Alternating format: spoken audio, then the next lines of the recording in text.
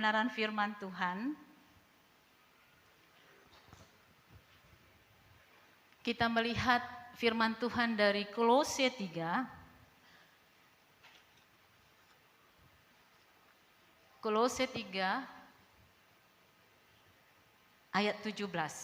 Sorry ya, di situ 23. Kolose 3 ayat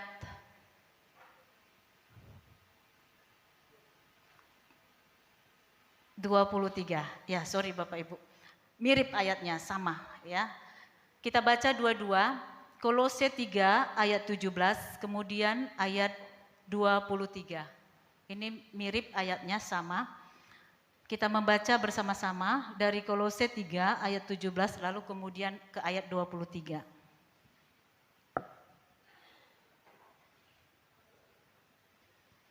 Baik Bapak Ibu, kita membaca bersama-sama 2 ayat saja. Kolose 3 ayat 17 dan ayat 23. Kita membaca bersama-sama. Dan segala sesuatu yang kamu lakukan dengan perkataan atau perbuatan, lakukanlah semuanya itu dalam nama Tuhan Yesus sambil mengucap syukur oleh Dia kepada Allah Bapa kita. Ayat 23. Apapun yang kamu perbuatlah dengan segenap hatimu, seperti untuk Tuhan dan bukan untuk manusia. Ayat yang ke-23 kita bersama-sama sekali lagi.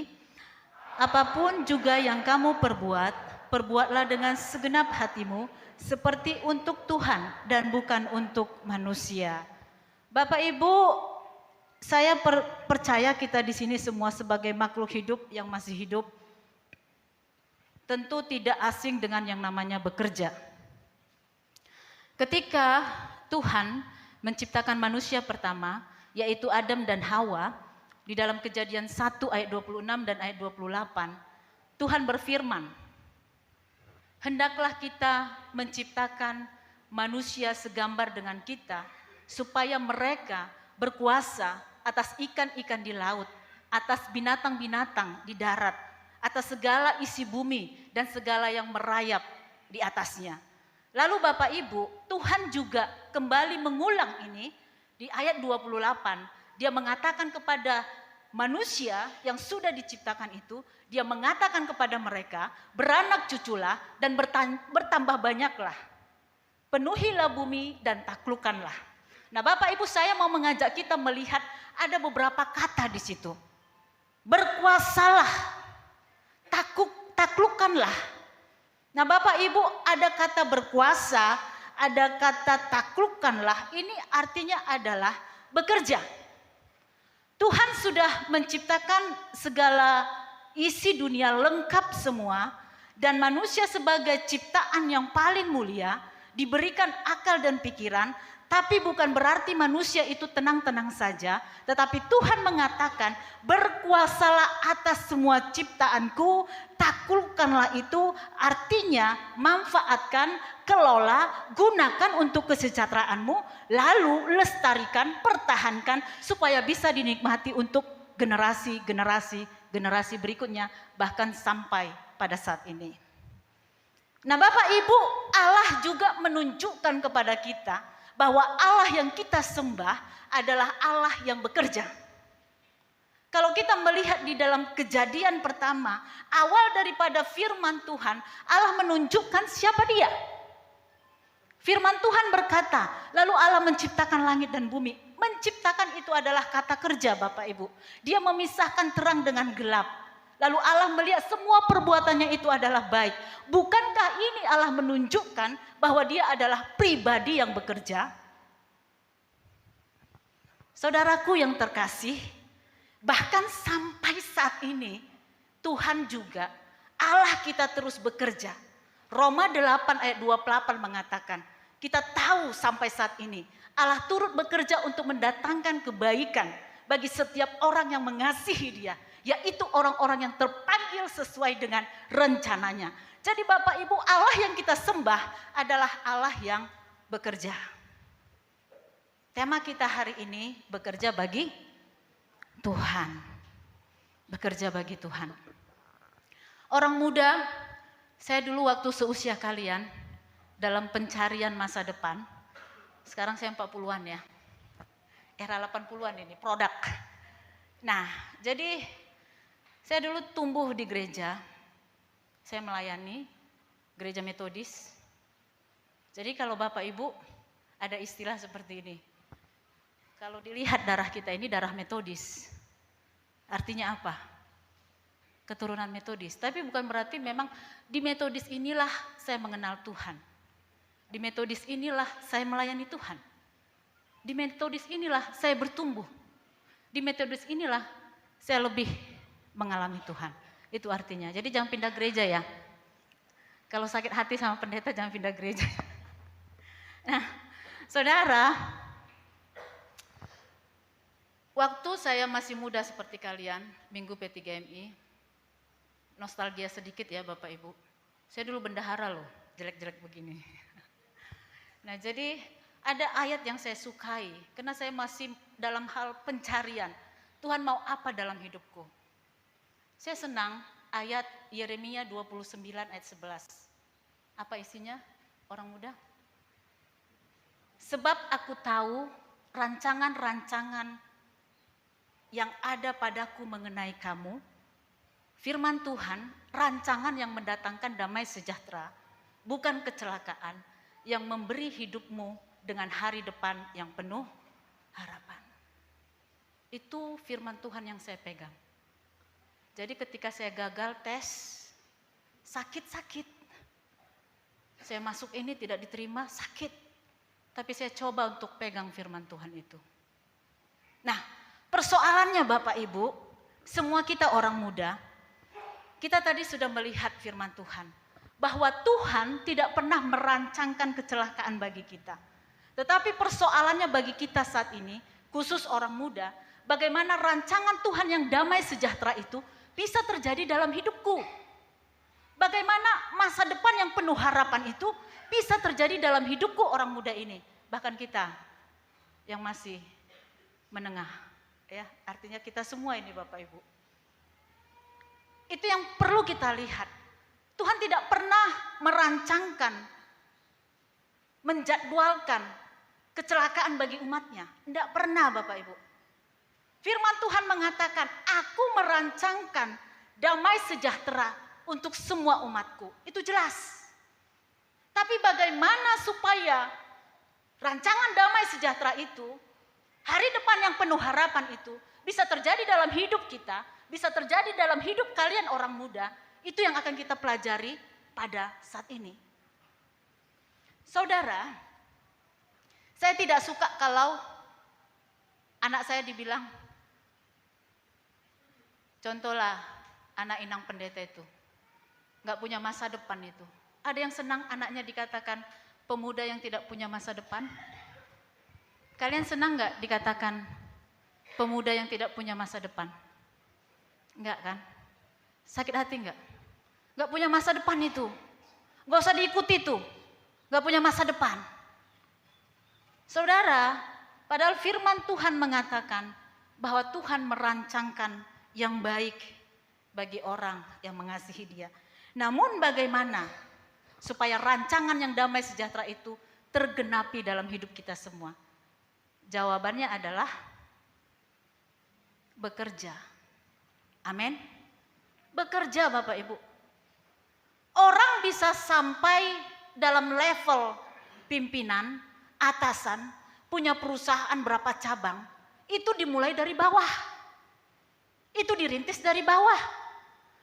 Kependetaan saya ini pun Bapak Ibu, saya rintis dari bawah. Dari nol. Ada proses di sana. Ada tahapan-tahapan yang harus dikerjakan di sana. Dan ketika kita mau mencapai itu, mungkin ada kepahitan yang kita terima. Ada kegagalan, ada cemoohan. It's okay, itu biasa.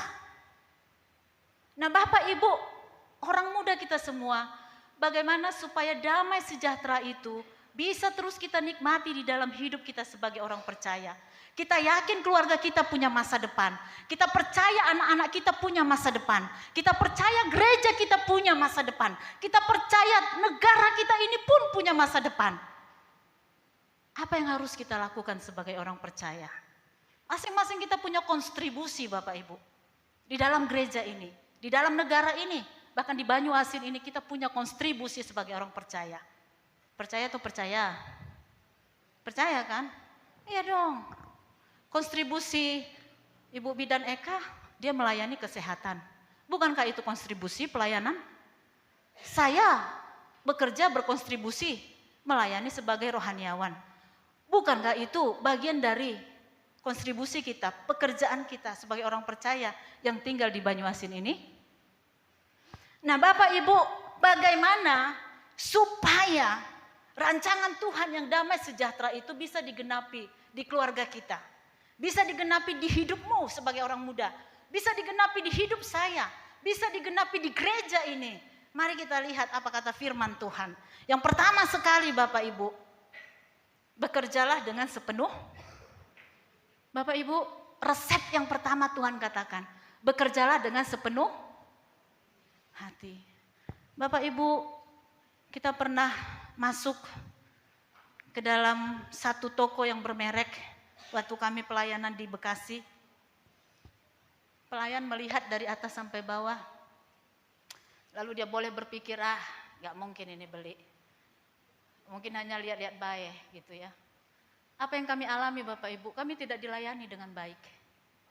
Tetapi ketika ada ibu-ibu dengan tas mentereng, dengan aksesoris yang oke punya, mereka melayani dengan sukacita. Mari Bu, mau pilih yang mana Bu? Jadi Bapak Ibu, saya bukan menyoroti ada perbedaan di sana. Memang walaupun ada perbedaan. Tetapi pelayanan yang diberikan Bapak Ibu.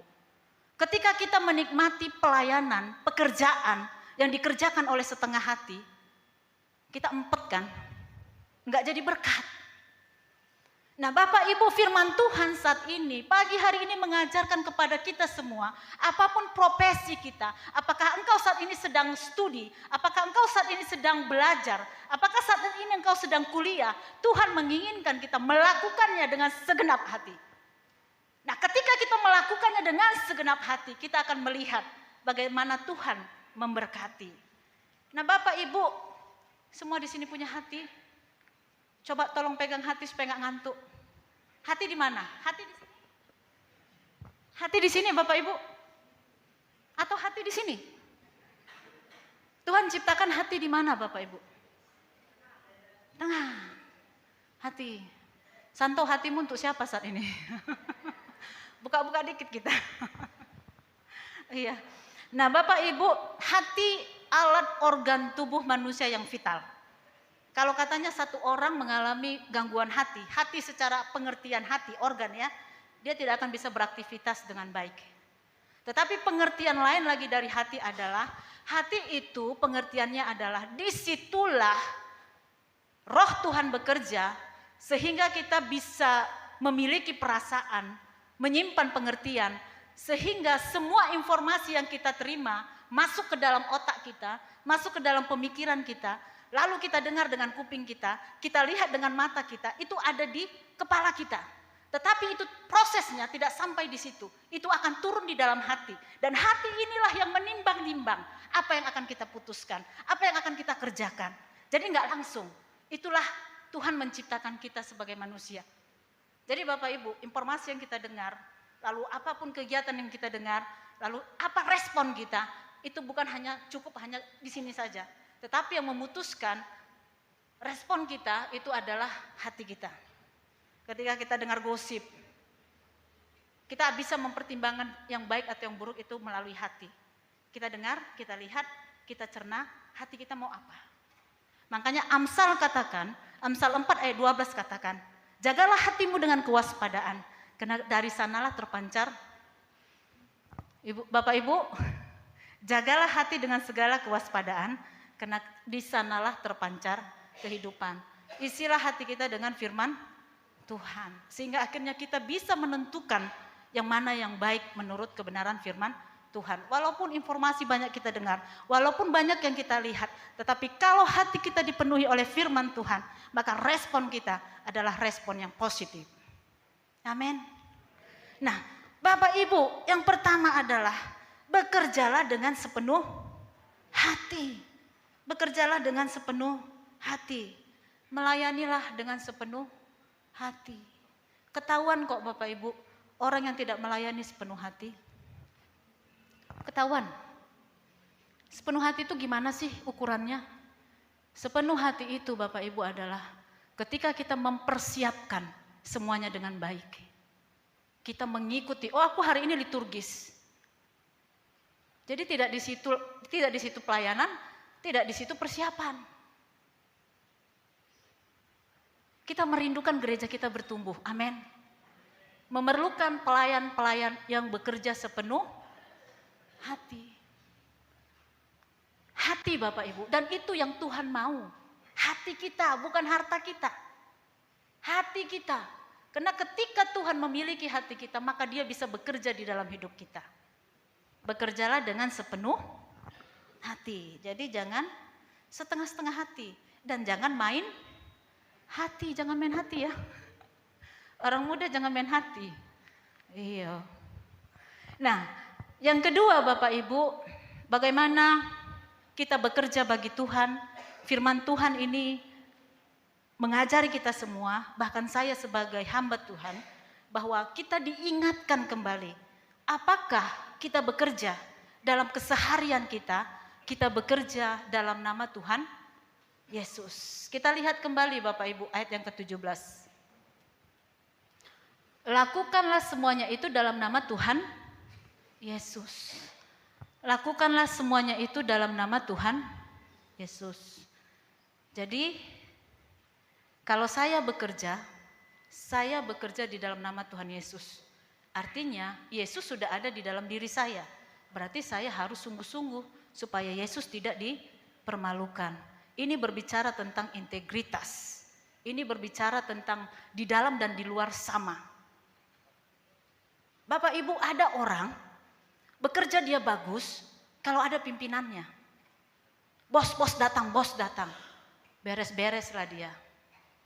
Tetapi Bapak Ibu, sebagai orang percaya, kita bekerja karena kita bekerja di dalam nama Tuhan Yesus bersama dengan Tuhan. Apapun yang kita kerjakan dalam satu hari itu, dipantau siapapun kita, tidak ada pun atasan kita bekerja dengan sungguh-sungguh. Jadi bukan supaya dilihat orang. Nah Bapak Ibu, pelayanan yang sesungguhnya bukan di atas mimbar ini. Pelayanan yang sesungguhnya bukan di atas mimbar ini. Pelayanan yang sesungguhnya adalah dalam kehidupan kita sehari-hari. Di mimbar ini bisa senyum. Di mimbar ini kita bisa kata-kata manis. Di mimbar ini kita bisa memoles diri kita seperti pakai kosmetik. Tetapi pelayanan yang sesungguhnya adalah hidup kita sehari-hari. Apakah kita betul-betul bekerja melayani di dalam nama Tuhan? Jadi Bapak Ibu, kami pun hamba-hamba Tuhan ini terus dikoreksi. John Wesley katakan, khotbahkanlah hidupmu.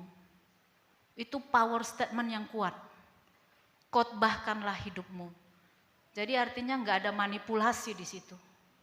Yang ada di situ adalah sesuai dengan apa yang kita jalani dalam keseharian kita. Nah Bapak Ibu, damai sejahtera, masa depan yang penuh harapan, artinya kita bekerja bagi Tuhan.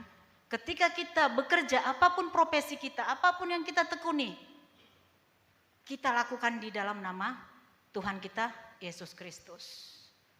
Jadi untuk P3MI kami, yang tidak terpilih, dan yang masih terpilih, yang sudah dipercayakan, ya ada fenomena, kalau bukan dia di dalam kepengurusan, dia akan menjadi pengkritik. Enggak apa-apa sih, enggak apa-apa, enggak masalah. Tetapi yang paling baik adalah kita menjadi pendukung. Kita memberikan masukan, bukan hanya melihat kelemahan-kelemahan. Itu yang sering kita temui di lapangan. Di semua. Ketika dia tidak terpilih lagi, ketika Tuhan katakan, pelayanan itu kan bukan hanya melayani di gereja ya. Kalau kita lihat, apapun yang kamu lakukan dengan segenap hatimu untuk Tuhan itu sebenarnya pelayanan. Nah, cuman untuk spesifik di sini, ya untuk pengurus yang tidak terpilih, jangan jadi tim penilai. Ini gereja kita, ini tempat kita bersama-sama bertumbuh. Pengurus yang terbentuk butuh dukungan, butuh masukan. Kalau ada sesuatu yang kurang, nyatakan dengan baik. Amin. Pengurus baru semangat melayani? Amin. Kita lakukan dalam nama Tuhan Yesus. Dan yang terakhir Bapak Ibu, mari kita lihat ayat yang ke-17, sambil mengucap syukur oleh dia kepada Allah Bapa kita. Jadi bagaimana arti daripada bekerja untuk Tuhan adalah mengucap syukur oleh dia dan kepada dia. Saudaraku, ketika saya mengalami Tuhan, ketika saya menerima Yesus sebagai Tuhan dan Juru Selamat saya pribadi, kalau kita melihat perikop ini secara keseluruhan, itu berjudul manusia baru ya. Nah, bukan berarti orang yang sudah di dalam Tuhan tidak mengalami kekecewaan. Orang yang sudah di dalam Tuhan, Tuhan jamin tidak akan mengalami kegagalan. Itu bisa terjadi Bapak Ibu. Aku sudah pelayan, aku sudah aktivis, pasti aku diberkati. Benar engkau diberkati. Namun berkat itu bukan hanya sekedar keberhasilan. Ketika kita mampu bertahan di dalam keterpurukan, itu pun sebenarnya berkat untuk kita. Sehingga kita menjadi orang-orang yang tangguh di dalam Tuhan. Nah Bapak Ibu, inilah yang dituliskan oleh Rasul Paulus. Dia tahu itu, karena dia sudah mengalami. Walaupun ketika kita bekerja dengan sungguh-sungguh sepenuh hati. Dan bekerja di dalam nama Tuhan kita Yesus Kristus. Dan dengan segala apa yang kita lakukan seperti untuk Tuhan, bukan untuk manusia. Tetapi ada kalanya kita mengalami kegagalan. Ada kalanya kita mengalami patah hati Bapak Ibu. Sehingga Paulus mengatakan, mengucap syukurlah, ini tidak ketinggalan. Nah Bapak Ibu, ada seorang pemuda yang melayani di gereja, di komisi pemuda.